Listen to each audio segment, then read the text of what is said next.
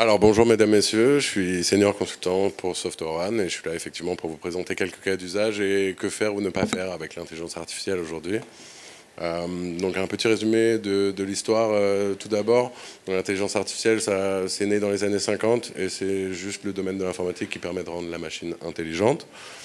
On a développé ensuite le machine learning qui est un sous-ensemble de cette intelligence artificielle qui permet à la machine d'apprendre sur les données sous-jacentes.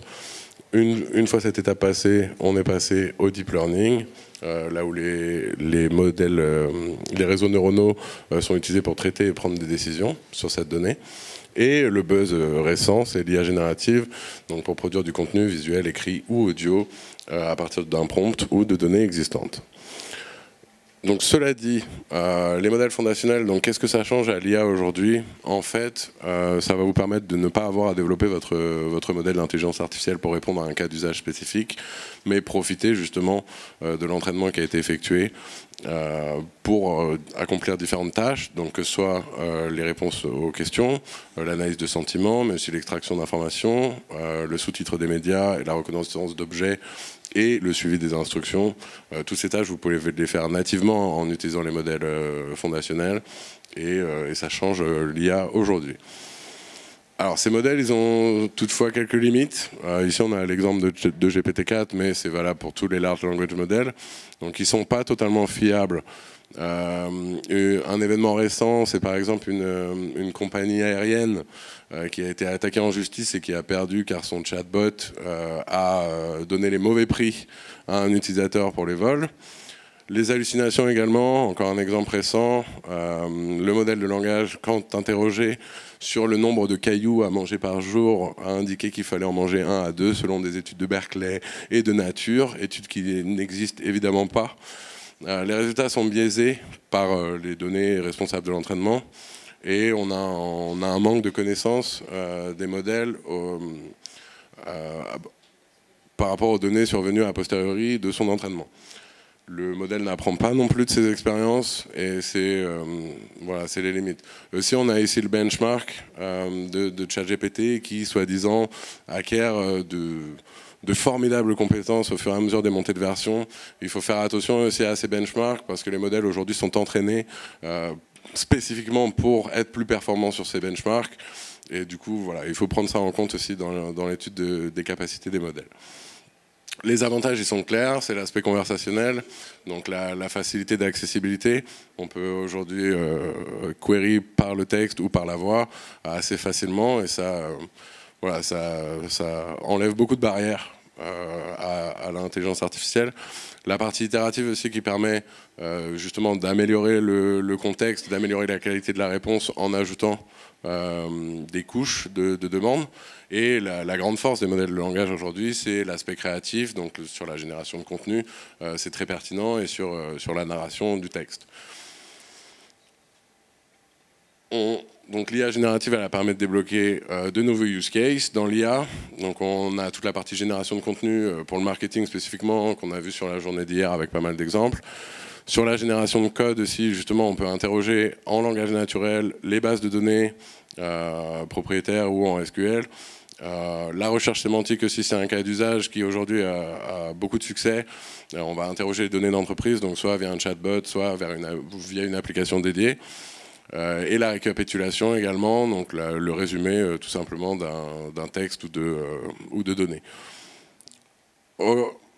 Aujourd'hui, un des cas d'usage intéressants nativement de cette intelligence artificielle générative, c'est le Retrieval Augmented Generation. Donc en fait, ça a plusieurs avantages parce que le modèle, quand il ingère des données lors de son entraînement, il va avoir tendance à les reformuler et à pas avoir l'exactitude recherchée. Grâce à la Retrieval Augmented Generation, on peut interroger des bases de connaissances toujours à jour et insérer dans le prompt, ce qui va être beaucoup mieux compris par le modèle et le rendre plus efficace sur sa réponse, les données nécessaires. Et alors aujourd'hui, vous pouvez tous développer une application RAG chez vous, j'ai envie de dire.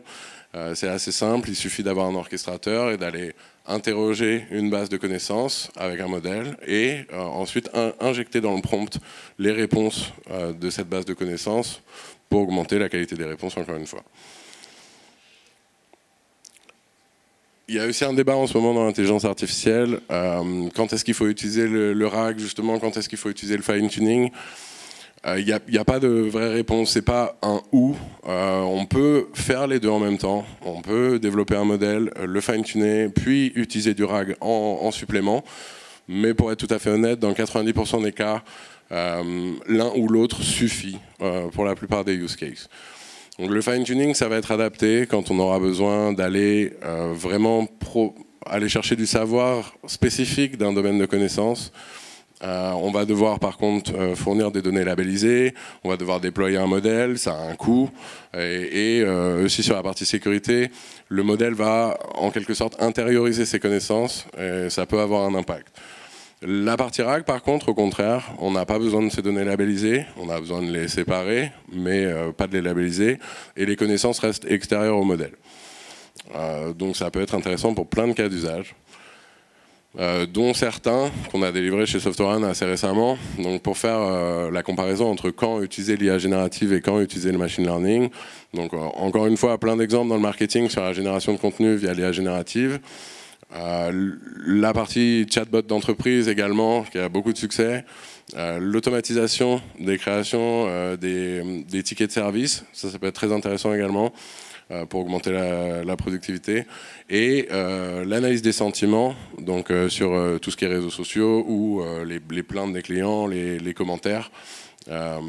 C'est aussi un use case qui a beaucoup de sens pour l'IA générative.